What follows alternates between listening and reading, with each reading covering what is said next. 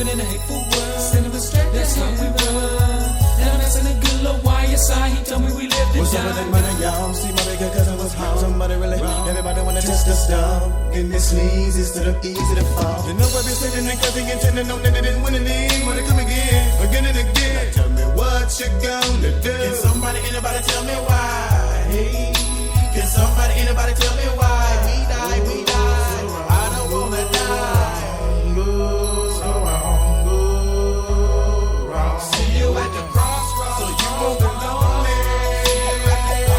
So you won't be lonely. See you at the crossroads, so you won't be lonely. So you won't be lonely. See you at the crossroads, so you won't be lonely. So you won't be lonely. See you at the crossroads, so you won't be lonely.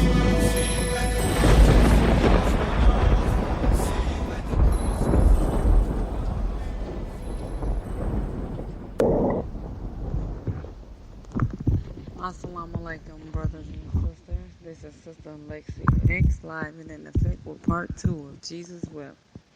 I would just like to begin in the name of Allah, the Beneficent, the Merciful. I bear witness that there is no God but Allah, who came in the person of Master Farad Muhammad, to whom all praises are due.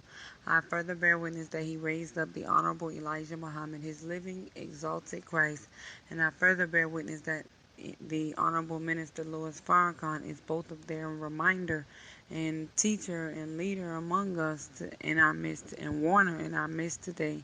And it is in their very beautiful names that I greet you all with the greeting words of peace of Assalamu alaikum.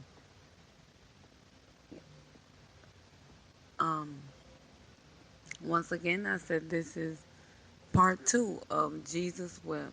And in the first broadcast, I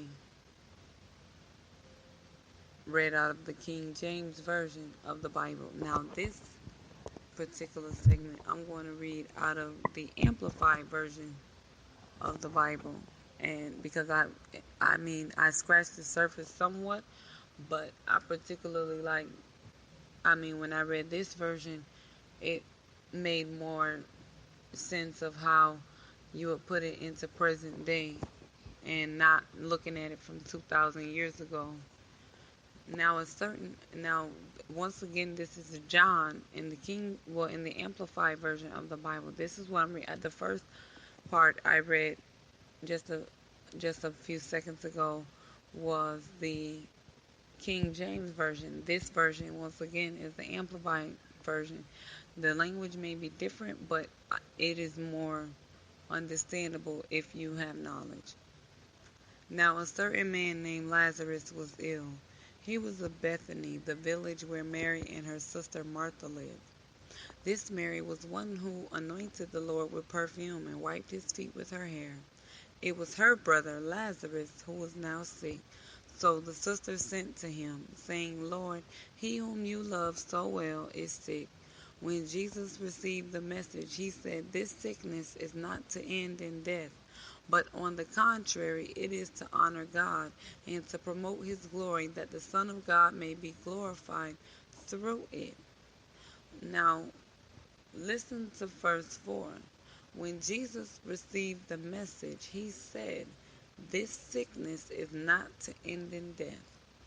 The condition of the black man in America, this slave-like mentality, this brutality that we've had, this robbed us from knowledge of self. This sickness, because that's what it is. It is a mental disturbance. It is a vacuum in our beautiful history. And until our enemies are wiped off the face of this planet Earth, they won't be agreeable to get along with. So we want to separate from them. But Jesus told them that the sickness is not to end in death, but on the contrary, it is to honor God and to promote his glory. So Allah has allowed us to go through what we're going through, not only because of, what they have done, but we also rebelled against God at one point too. Remember, our father, Mr. Shabazz, had his own way of doing things. So we have to understand, okay, the final judgment.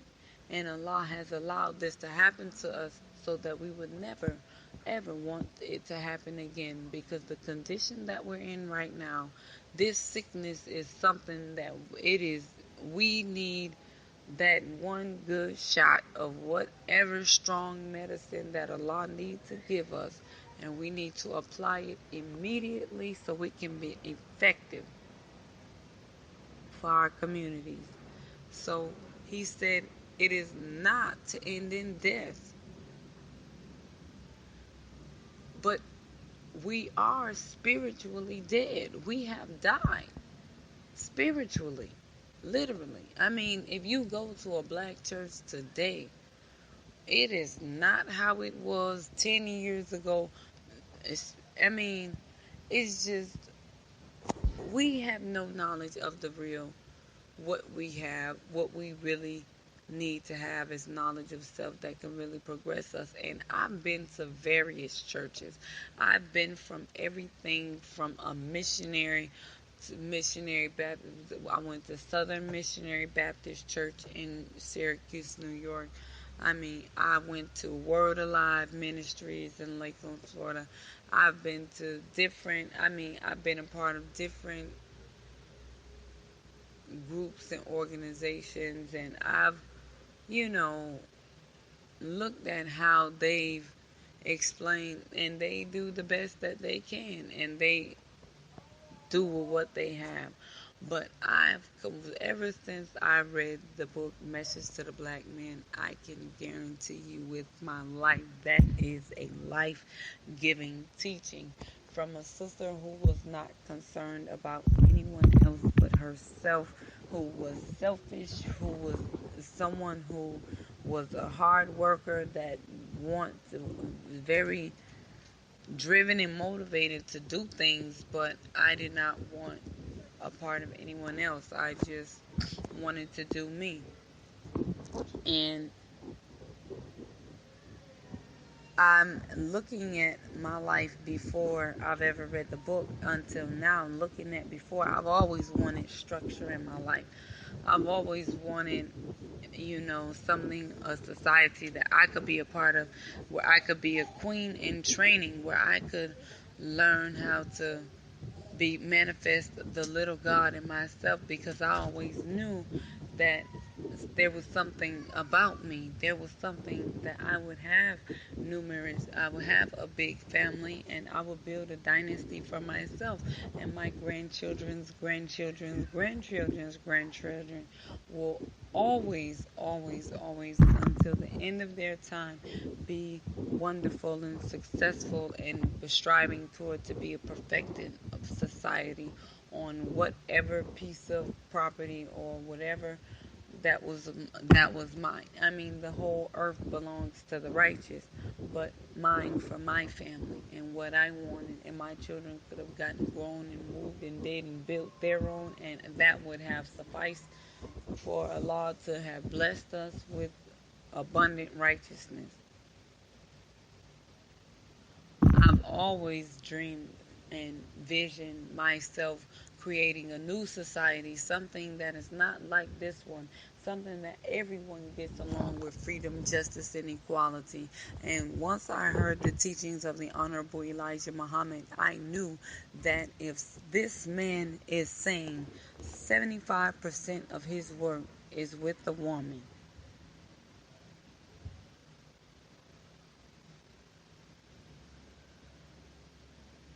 75%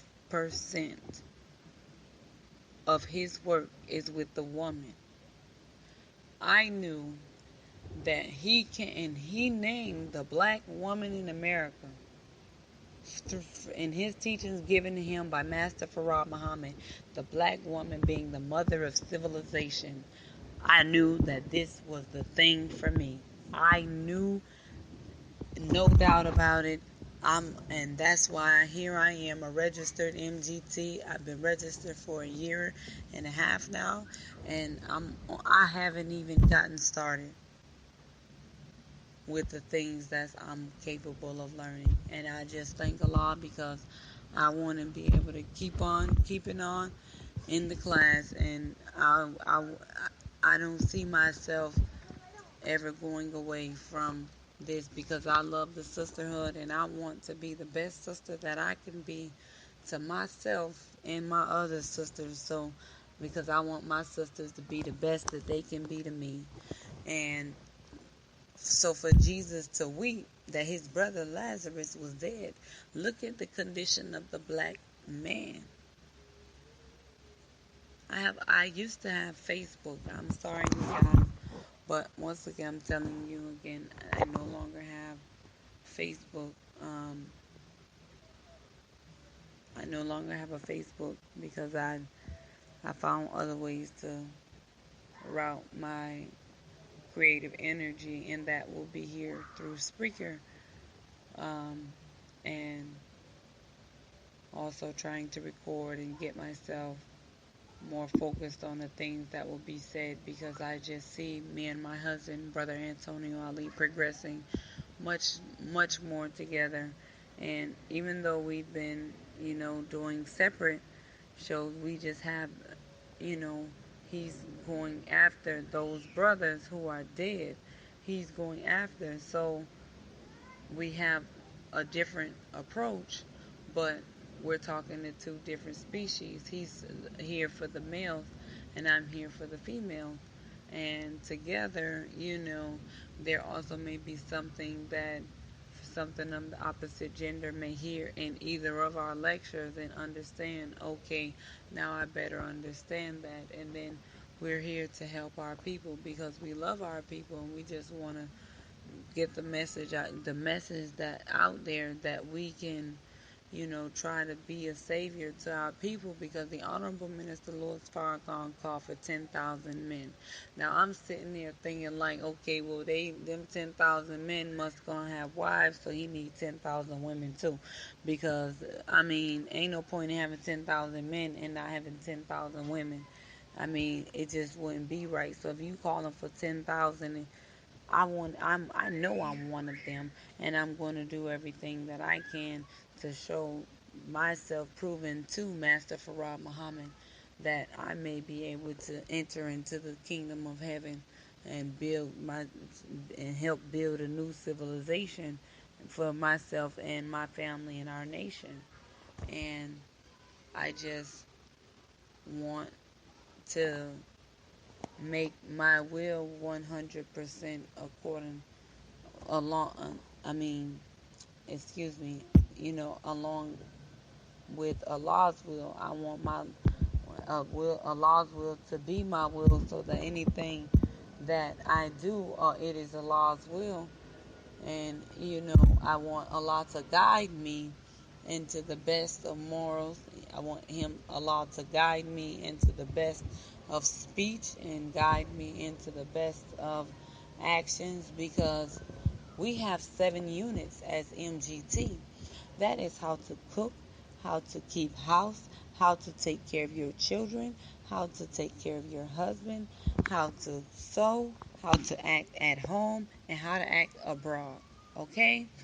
And this is something that we need to master, all of them. Why do we need to learn how to cook? Because we need to feed our families and ourselves, for one. Feed ourselves and our husbands and our children and our families and whomever it is in the household or wherever. But we need to know how to cook, because we need all of us knowing how to cook, because we don't want a sister left behind because she can't whip up a little navy bean soup. No, we need everybody participating, all hands on deck. We need to save our people, and we need everybody active and fully well equipped and prepared.